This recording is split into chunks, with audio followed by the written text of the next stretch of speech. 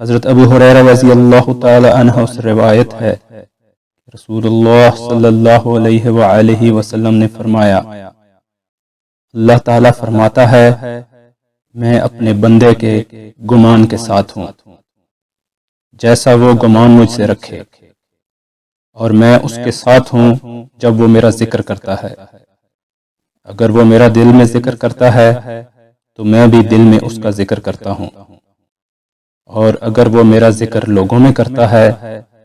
تو میں ان لوگوں سے بہتر لوگوں میں اس کا ذکر کرتا ہوں، اور اگر وہ مجھ سے ایک بالش نزدیک ہوتا ہے تو میں ایک ہاتھ اس کے قریب ہوتا ہوں، اور اگر وہ چل کر میرے پاس آتا ہے تو میں اس کی جانب دوڑ کر آتا ہوں۔ حضرت ابو ذر رضی اللہ تعالی عنہ سے روایت ہے کہ رسول اللہ صلی اللہ علیہ وآلہ وسلم نے مجھ سے فرمایا، کیا میں تمہیں وہ کلمہ نہ بتاؤں جو جنت کے خزانوں میں سے ایک خزانہ ہے؟